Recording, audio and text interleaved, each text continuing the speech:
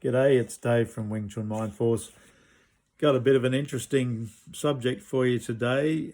As you can see in the title, I've said Wing Chun is a form of self-hypnosis. Now, I'm not using clickbait there. I was told many years ago, over 20 years ago, I can't for the life of me remember who told me or where I read it, but I was told that Sigung Chu Shong Tin had said that Wing Chun, and Siu Nim Tau particularly, was a form of self-hypnosis. Now, at the time, I thought, wow, that sounds right. That sounds pretty correct. We're getting deep into a subconscious mind state, an unusual mind state. But yesterday, my young son and I were watching YouTube, and there was a show about these young basketball players, and they had a hypnotist come along and hypnotize them for a bit of fun. And it was very, very interesting. And I have seen other interesting hypnotists working on YouTube in the past and doing some things, especially deep relaxation and arms floating, not being able to be moved. The arms becomes really solid. That struck me as very much what I think of as real internal kung fu. I started looking up what self-hypnosis was about, and I found an excellent article, and I just want to read that out to you. It's by Jack Harley, and he's from Therapeutic Neuroscience at Oxford University, so a well-accredited guy who knows what he's talking about, undoubtedly. And he starts off saying, have you ever found yourself deeply engrossed in a book or so caught up in a film that time seemed to pass effortlessly? If so, you may have experienced a routine form of hypnosis, what many practitioners refer to as the everyday trance. Hypnosis is a normal state that we enter many times during the day. Each time we get really focused on something that we're concentrating on. The ability to focus yourself at will is an invaluable skill, and it's the foundation for a practice of self-hypnosis. This article explains how to perform self-hypnosis and describes some of the benefits of this technique. So that's interesting. He calls it an everyday trance, and Sigung at one stage said that what we use in Wing Chun is the everyday mind, meaning not the conscious mind or the unconscious that we use when we're just going about something, not thinking at all. We call it the everyday mind. So it's similar to this idea of an everyday trance.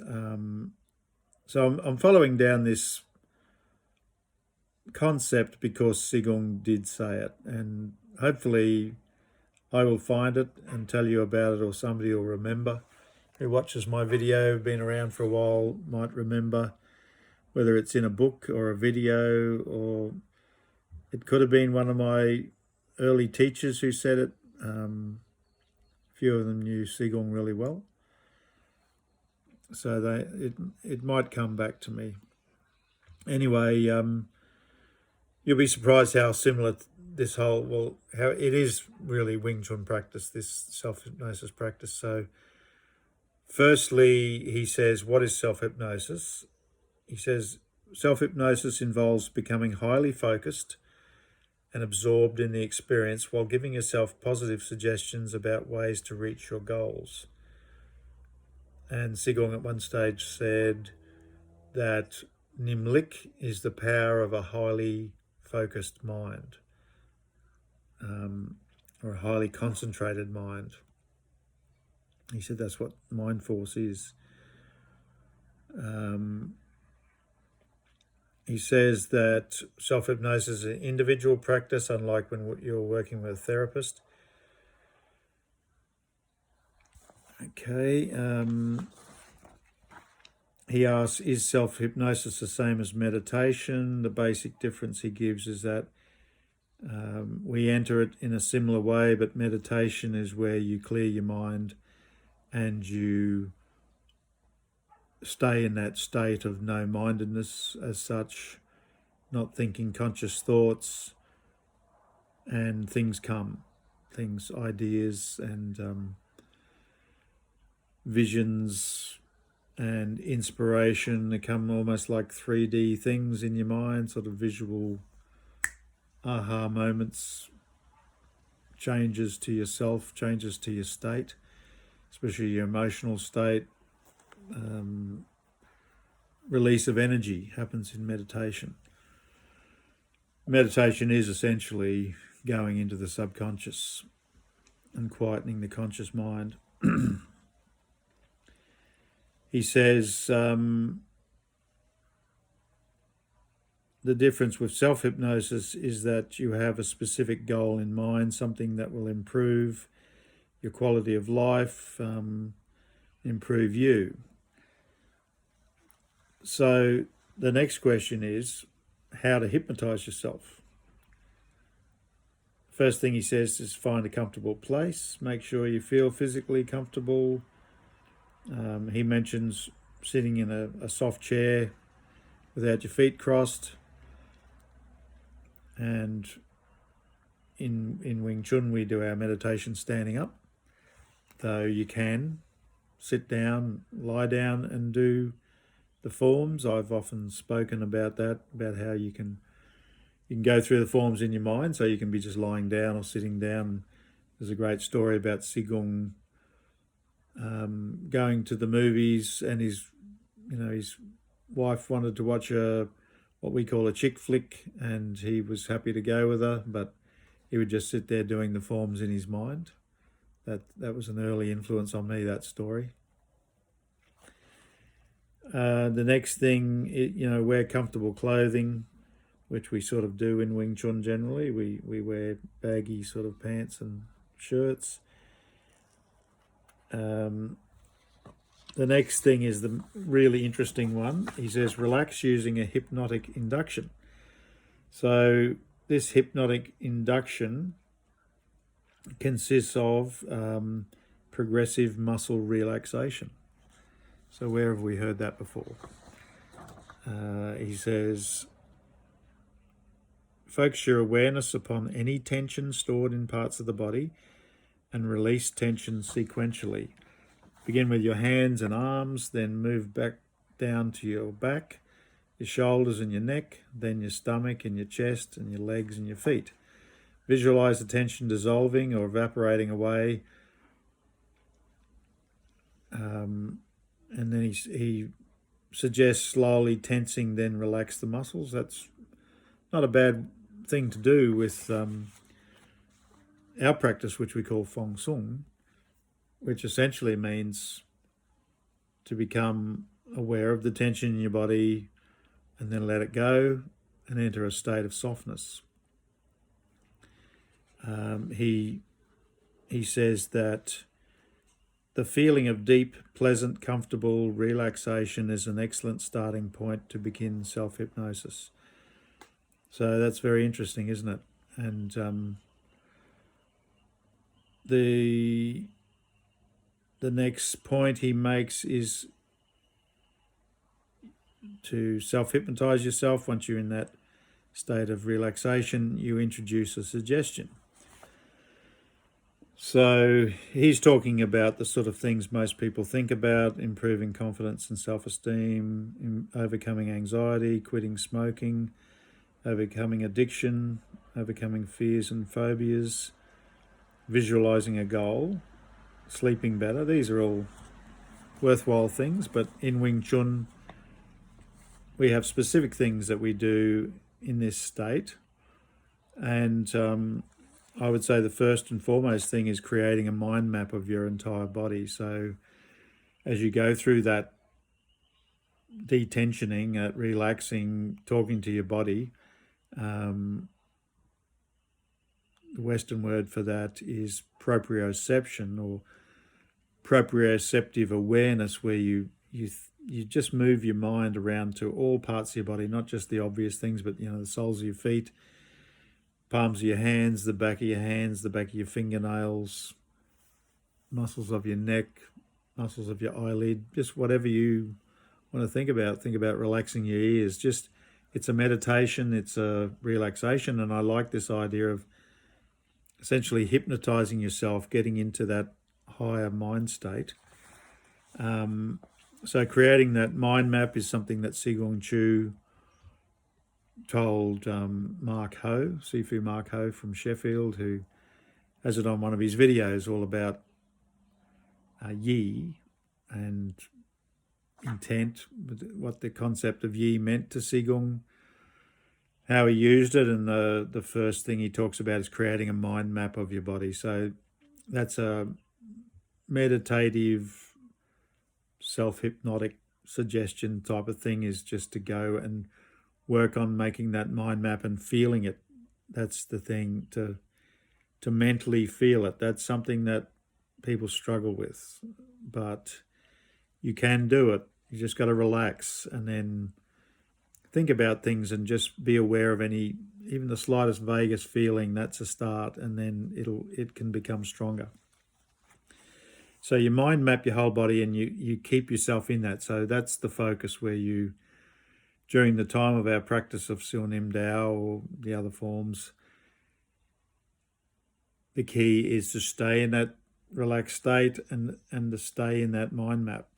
Sort of be aware of yourself all the time. That's why I get you to try holding the light plastic balls, or imagine balls of energy, chi, in your hands, in your fingertips. Put your mind in your fingertips, both hands, both feet. That sort of connects everything up as well. Bringing your mind to areas and points and holding them there. That's very much what Yi's about, but it's also this practice of self-hypnosis, as he's saying, think of what you want to achieve.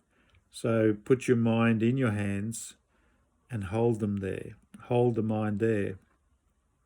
And do the form, very, very slowly and softly, but just feel the skin of your palms, feel the tips of your fingers. Feel whatever else you can too, but really have that focus there. At a higher level, really feel the dummy with your mind. Higher level, the knives and the pole. Put your mind in the pole, put your mind in the knives, in the grip, in the blades, where you're holding the pole in your hands, and then in the actual pole itself, in the tip of the pole. These are all the same sort of things, self-hypnosis. I'm just pushing this concept, but that's what it is. And another thing you can do that I do is I actually ask for the higher level. So I ask myself, and I personally believe my subconscious is connected to my greater self, which you could call God, the universe, the sublime, the mysterious, all that sort of stuff, Buddha, the Tao. But whatever works for you, ask that, it, him, her, the earth, the earth mother, the sky father, whatever works for you, ask for that higher realization. Ask for your Nim Tao to be switched on, filled with light, become awake.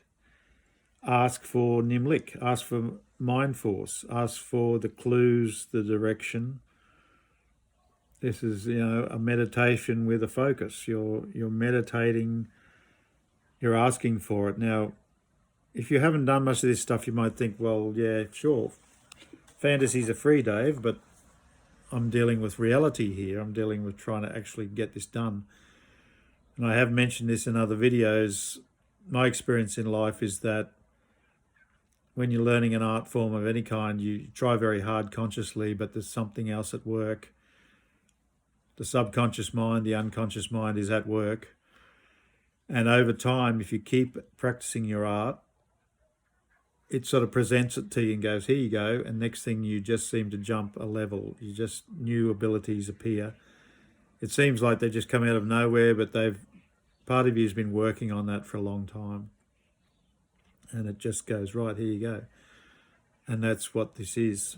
And I think asking for Nimblic's a good idea, because it seems an impossible thing. Some people consider that it might take you 30 years, if you ever get it, to get that sense of that mind power, that mind force. But I don't think it should take so long personally. I think it's certainly an esoteric, far out thing, but you can ask for it.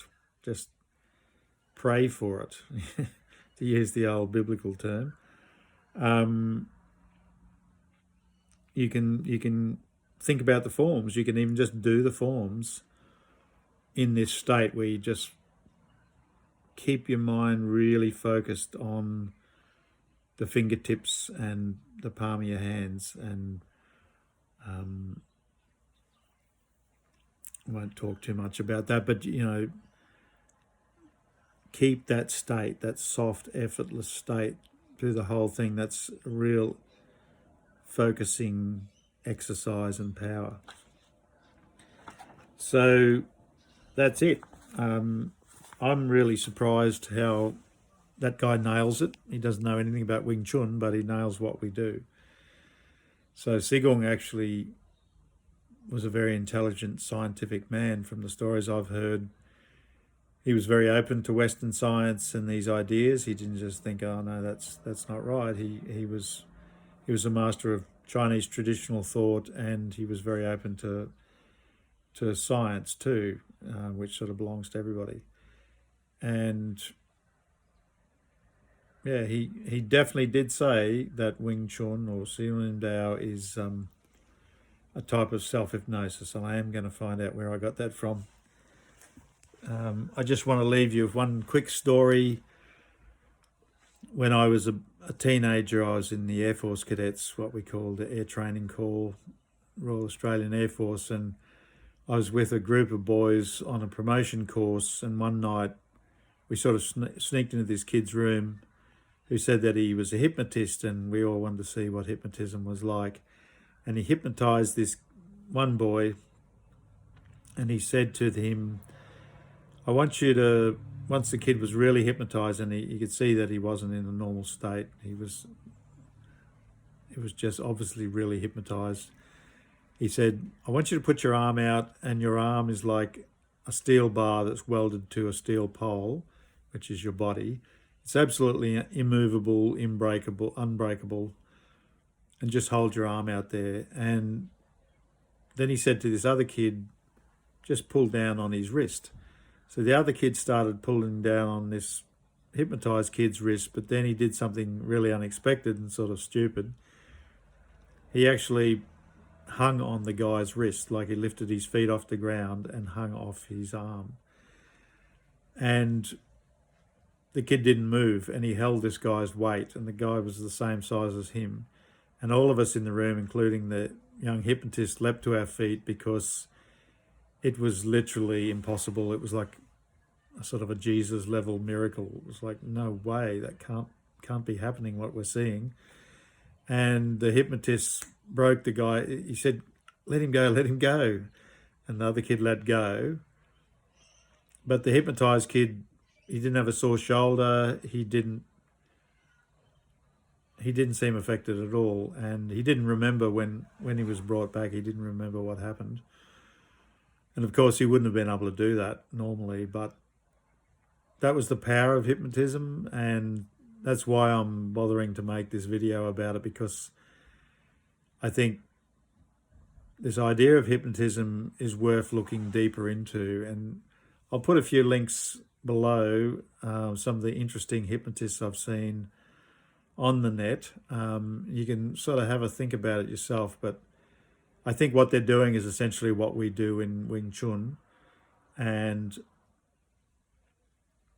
I tell that story just then about the kid and the arm, because I think that's the sort of power we're able to develop in Wing Chun.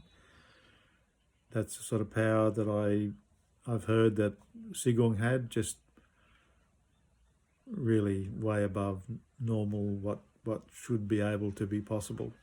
So I'll leave it at that.